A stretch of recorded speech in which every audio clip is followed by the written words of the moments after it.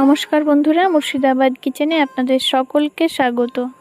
বন্ধুরা, প্রতিদিনের মতো দুপুর ঠিক দুটোই আবারও আমি আপনাদের সামনে আরও একটি রেসিপি নিয়ে হাজির হয়েছি। আর আজকের রেসিপি ঘরোয়া পদ্ধতিতে আর কম উপকরণে পাউরুটির মিষ্টি।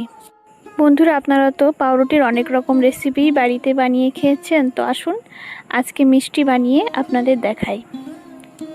বন্ধুরা, আপনারা দেখতেই পাচ্ছেন আমি 4টে মতো পাউরুটি নিয়ে নিয়েছি আর পাউরুটিগুলোকে হাফ করে কেটে নিচ্ছি। এভাবে আপনারাও ছুরি দিয়ে প্রথমে কেটে নেবেন। আর আপনারা চাইলে পাউরুটিগুলোকে গোটাও রেখে দিতে পারেন। বন্ধুরা, আপনারা ভিডিওটি স্কিপ না করে ভিডিওটি শেষ পর্যন্ত দেখতে থাকুন এবং আমার চ্যানেলটিকে সাবস্ক্রাইব করে আমার সঙ্গে থাকুন।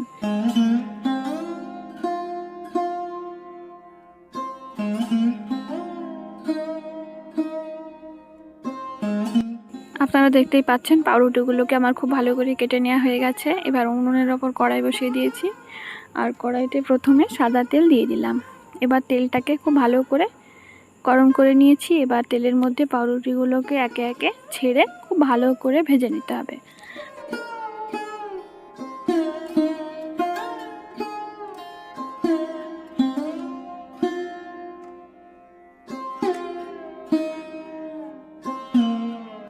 আর পাউরুটিগুলোকে খুব বেশি ভাজবো না, হালকা করে ভেজে নিতে হবে।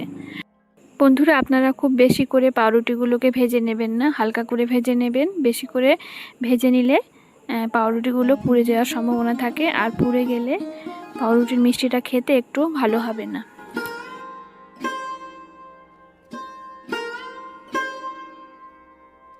আমি পাউরুটিগুলোকে ভেজে নিয়ে একটা পাত্রে তুলে নিচ্ছি আর বাকি তেলে আমি বাকি পাউরুটিগুলোকেও খুব ভালো করে ভেজে নেব।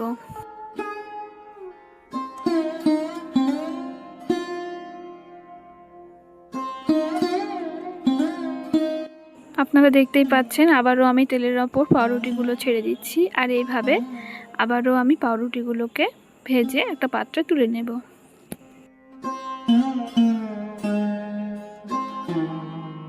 বন্ধুরা, বাড়িতে হঠাৎ অতিথি চলে আসলে বাড়িতে কোনো মিষ্টি থাকে না আর তখন দোকানে দৌড়াদৌড়ি করতে হয়। তো আপনারা দোকানে দৌড়াদৌড়ি না করে বাড়িতে থাকা পাউরুটি দিয়ে এভাবে মিষ্টি বানিয়ে অতিথি আপ্যায়ন করে দিতে পারেন। আপনারা দেখতেই পাচ্ছেন আমি পাউরুটিগুলোকে খুব ভালো করে ভেজে নিয়েছি। এবার উনুনের ওপর আরও একটি কড়াই বসিয়ে দিয়েছি আর কড়াইতে প্রথমে 1 কাপ মতো জল দিয়ে দিচ্ছি। জলটাকে খুব ভালো করে ফুটিয়ে নেব, তারপর একটা চিনির সিরা বানিয়ে নেব।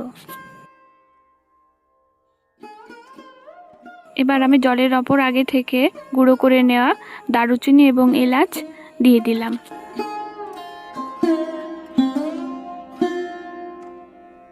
আপনারা দেখতেই পাচ্ছেন জলটা এবার ফুটতে শুরু করেছে। এই পর্যায়ে আমি চিনি দিয়ে দিলাম আর আমি মেজারিং কাপের কাপ মেপে চিনি দিয়ে দিয়েছি। আপনারাও একটা কাপ মেপে চিনি দিয়ে দেবেন। খুব বেশি চিনি দেবেন না, হালকা করে দিয়ে দেবেন। আর আপনারা যারা বেশি মিষ্টি খান তারা বেশি করে চিনিটা দিয়ে দেবেন। আমার চিনির সিরাটা খুব সুন্দর করে বানানো হয়ে গেছে। এবার আমি আগে থেকে ভেজে রাখা পাউরুটিগুলোকে চিনির সিরার মধ্যে দিয়ে দিলাম আর এইভাবে চিনির সিরার মধ্যে দেওয়ার পর হালকা হাতে পাউরুটিগুলোকে ছেঁকে তুলে নিতে হবে। আর আপনারা নিশ্চয়ই লক্ষ্য করেছেন আমি চুলোর আঁচটা বন্ধ করে দিয়েছি, আপনারাও আঁচটা বন্ধ করে দেবেন। আর আপনারা চুলোর আঁচটা কোনোভাবেই জ্বালিয়ে রাখবেন না, এতে পাউরুটিগুলো একেবারে গলে যাবে আর মিষ্টিগুলো বানানো সহজ হবে না। তার জন্য আপনারা হালকা হাতে এইগুলোকে ছেঁকে তুলে নেবেন। তো আপনারা দেখতে পাচ্ছেন আমি খুন্তি দিয়ে পাউরুটিগুলোকে তুলে একটা থালায় রেখে দিচ্ছি।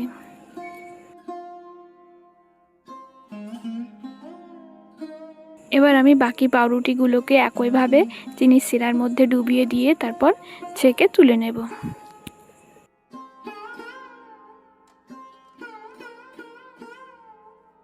পাউরুটিগুলোকে চিনির সিরা থেকে তুলে নেওয়ার পর এবার পাউরুটির উপরে প্রথমে গুঁড়ো দুধ এভাবে ছড়িয়ে দিচ্ছি। আর আপনারা চাইলে এখানে খোয়া ক্ষীর কিংবা নারকেল কোড়াও দিতে পারেন, কিন্তু আমার হাতে নারকেল কোড়াও নেই আর খোয়া ক্ষীরও যেহেতু নেই তার জন্য আমি গুঁড়ো দুধ দিয়ে দিচ্ছি।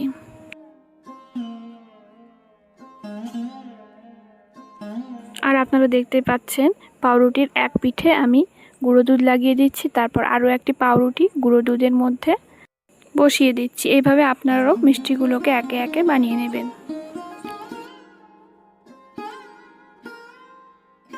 বন্ধুরা, আপনাদের বাড়িতে শ্বশুর শাশুড়ি থাকলে এভাবে হঠাৎ করে মিষ্টি বানিয়ে তাদেরকে খাইয়ে খুশি করে দেবেন, দেখবেন একেবারে চমকে উঠবে। আর আপনার হাতে এই মিষ্টিটা যে একবার খাবে সে বারবার খেতে চাইবে।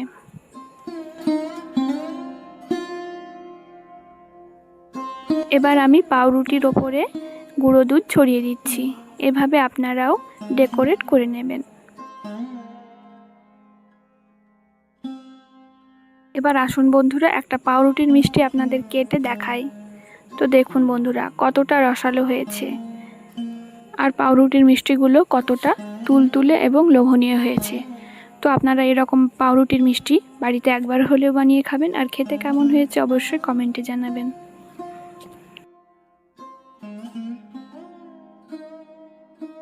বন্ধুরা, আজকের মতো তাহলে আপনাদের এখানেই বিদায় জানাচ্ছি। দেখা হচ্ছে আগামীকাল অন্য কোনো একটা রেসিপি নিয়ে।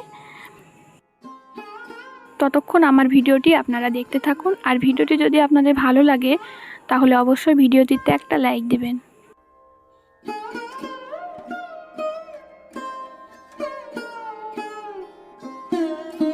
তো বন্ধুরা, আপনারা ভালো থাকবেন, সুস্থ থাকবেন, নিজের খেয়াল রাখবেন।